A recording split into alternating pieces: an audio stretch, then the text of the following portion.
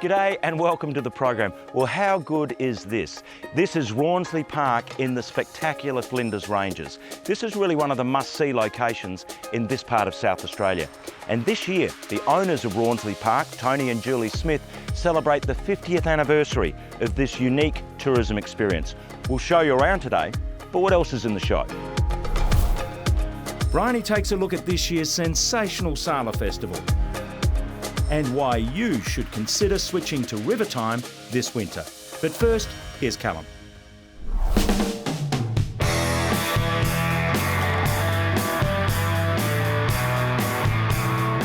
Craft beer has been gaining popularity in South Australia for quite a while now, and I'm sure we've all got our favourites.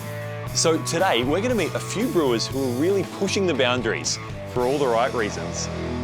At last count, there's more than 50 craft breweries, brew pubs and contract brewers here in South Australia and over 500 around the country. So you could say we're spoilt for choice when it comes to choosing a coldie. Big Shed Brewing is tucked away in Royal Park, where owners Craig Basford and Jason Harris have created the ultimate brewery door. All right, so what should we try first? Why don't we start with cold Chisel? Okay, perfect. This working class session beer is an ale masquerading as a lager. Perfect gateway beer for those wanting to dip their toe into crafties. That is delicious. I reckon I could see myself smashing quite a few of those. Joining Cold Chisel in their range is a West Coast IPA, an American brown ale and an American pale ale, plus limited edition seasonal brews. Everything here is made on site with quirky names that reflect the brand's philosophy of fun.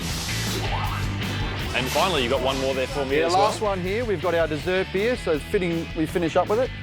Golden So Stout I've got a style. three-course meal here. Exactly. Nice light entree, Exactly. main course, and then bang Bang on, dessert. exactly. It smells like my childhood. Until you've tried it, it's hard to describe how much this smells like a Golden Gate. Yeah, and there's a special place for beers and food that invokes a memory. I drink it like port. It'll be my last one of the night. Out-of-the-box flavours is what really sets these guys apart. Since they started 4.5 years ago, they've made beers that taste like cherry ripe, frosty fruits, cinnamon donuts, and even root vegetables like beetroot and parsnip. Forgive my ignorance, but how does one make a beetroot beer? Without getting too scientific, we add beetroot. Yeah, just like a beery soup. It seems like nothing is off the table for these guys. We've made a beer with Szechuan peppercorns that went really well with curry, but a lot of people hated it. We haven't made it since. But it was fun to try. And that's really what it comes down to. Does it work? Can it work? Should we do it? Usually, we should at least try. To match the beers, the kitchen serves up burgers and other delicious small bites. Big Shed is open from Wednesdays to Sundays, so why not drop in and pull up a pew at this fun, welcoming establishment. Next, I'm headed into town to Cafe Troppo to meet brewer Aggie Gadgic from Spark Beverage Company. Now, they don't have their own brewery yet, but that hasn't stopped the whole town from talking about their brand. Spark is an alcoholic beverage company. We are female owned and operated from Adelaide. We make delicious products and we also donate 10% of direct sales and 4% of wholesales to organisations working with the messages on the cans. The ladies from Spark are passionate about driving social change as well as promoting diversity and inclusiveness. The messages on the cans are there to spark conversation and hopefully ultimately change for some issues that our team feel very passionate about. What are we going to try first? We are going to try the apple cider. This is made with apples from the Adelaide Hills, family-owned business. This apple cider is quite rare, I suppose, in a way because it doesn't contain any preservatives. I'm thirsty now. Cheers. Cheers. It's just really refreshing. It's not too sweet. Nice acidity to it. That's a cracker. Along with the apple cider, 5 other products grace their range, including a hard lemonade, which is a nod to old SA favourite Two Dogs, a ginger beer, a white wine with bubbles, plus 2 beers, a Pilsner and a New England Pale. Next up, we're going to do our New England Pale Ale. Beautiful. Yeah. Alrighty. Cheers. Cheers again. I can get used to this. So yeah, it's really, I guess, juicy. Lots of like tropical fruit. I feel like this could be a really good kind of food beer as well. Hot curry. And just smashing this with it and it'd be delicious. You'll find their range at independent bottle shops, selected pubs, bars, restaurants and cafes like Cafe Troppo. Head to their website to find out more. The cans are also likely to change in time, no doubt continuing to spark discussion and perhaps a few raised eyebrows along the way. there will be raised eyebrows. And if we don't raise eyebrows, then we're not doing it right, I think. Coming up, why winter is the hottest time of the year for South Australian artists.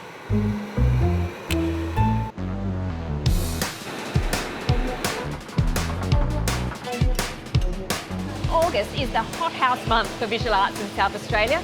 Sala is in full swing. 9,000 artists across 700 venues, and today we're in the thick of it.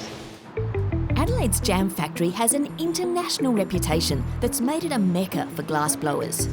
So it's fitting that the feature artist for this year's festival, Claire Belfrage, is working right here. Under her hand, what begins as a small, glowing, elastic blob becomes an object of extraordinary detail, depth and beauty.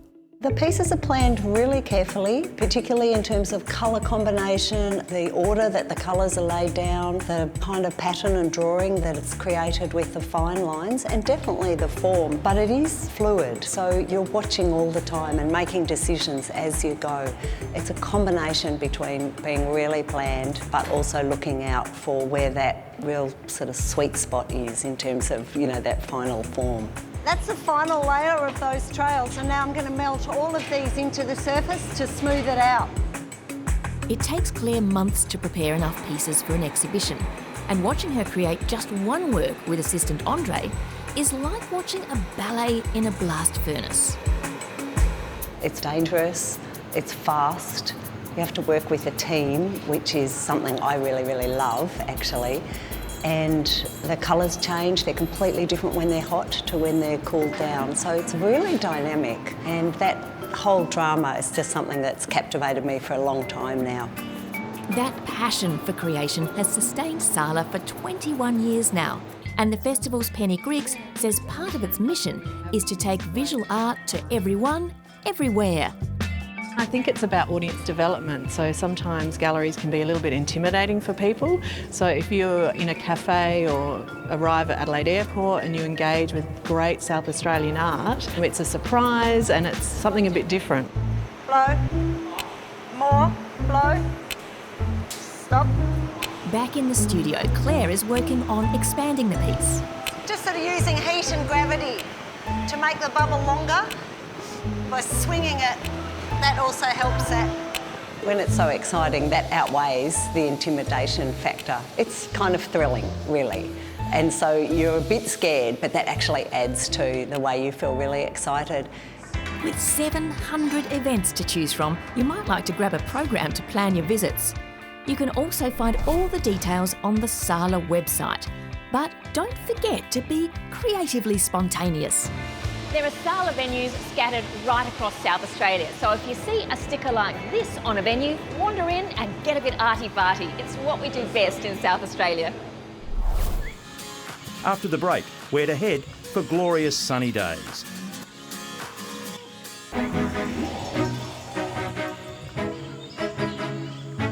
G'day, I'm Matt from the Murray River Queen in beautiful Renmark.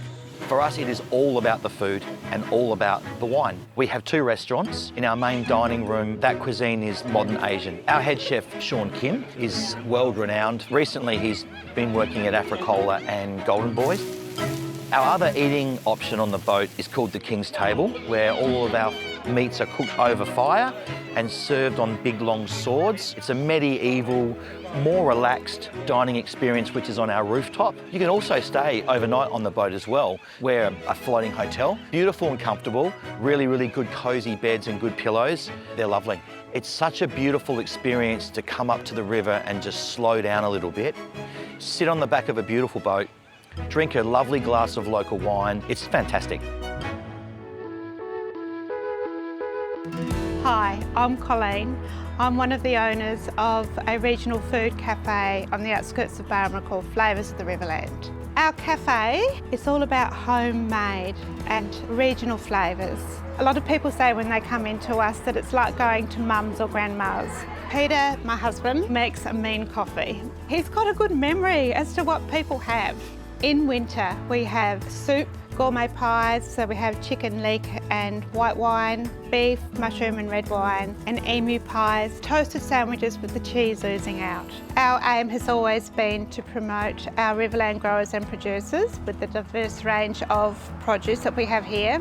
Our product range is backyard bread, which we started at home in our own backyard using a wood oven, because we really want to be seen as being part of the community and a very family orientated place to come. Hello, I'm Crystal Goodhand. I'm the Sales and Promotions Manager here at the Loxton Hotel. We are based in the beautiful Riverland region.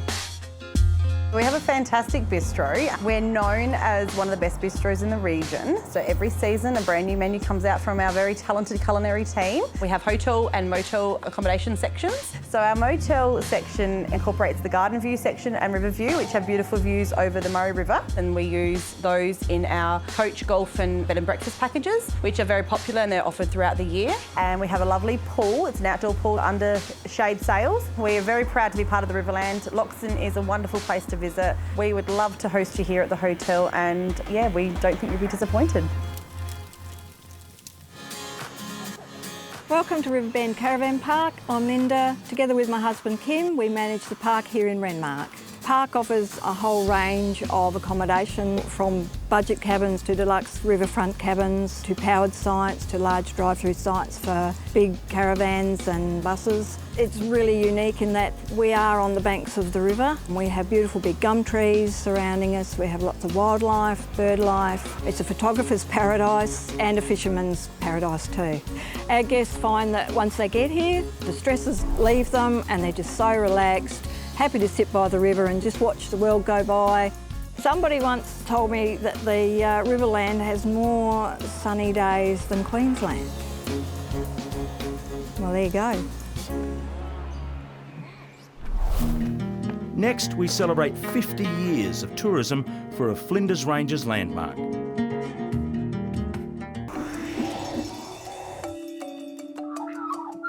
As the sun rises, I'm greeted by a persistent and very well-fed Maggie on the balcony of one of the Rawnsley Park eco-villas.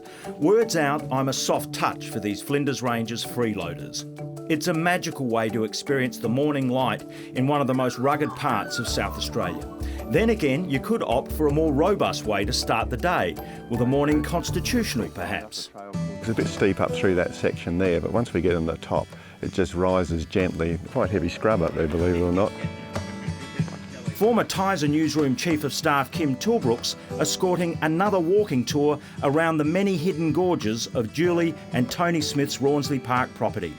Some journos might retire to a comfy chair, not Kim. Several times a year he's out here crisscrossing country that's truly breathtaking. Well, I've been bushwalking up here since a child and then became quite friendly with Tony and Julie, and Tony suggested we should start looking at doing multi-day guided walks. So now we do 5-day and 3-day, and we're just starting the 7th season. Today's on the High Life Trail, showing some of Rawnsley's highlights to a couple of walkers from interstate. This is a quandong tree that's native peach. It's a real delicacy, twice the vitamin C of an orange. And if you're my age, you'll remember, if you ever played Chinese checkers, these were the Chinese checkers. These are what they painted for Chinese checkers. A leisurely board game might be the go for some walkers at the end of a day like this. But for many, the highlight is something truly novel and spectacular. One night we spend out on the top of the Chase Range heli-hiking. Tell us about that. Well, we leave about 3 o'clock in the afternoon on the helicopter and we head out over the Chase Range and we land on top, and we've got a little camp set up there, and we've got swags and fireplaces, and so we eat dinner up there, and then the next morning cook bush breakfast, and then we walk back across country. Out here they're always adding to the tourism experience in a way that old Clem Smith could hardly have dreamed of. His son Tony and wife Julie now run what Clem set up as a remote sheep station. Soon Tony and I are taking the SA Weekender Isuzu out for a run across terrain which is now part of his very DNA. My grandparents, Howard and Ida Smith, lived at Pralina, and then my dad Clem bought this property in 1953, and we've held it since, and now in 2009 we purchased back some of the old Smith family property, so yeah, it's done full circle in some ways. Young Tony grew up watching his dad Clem and his mum Alison working in the sheep yards.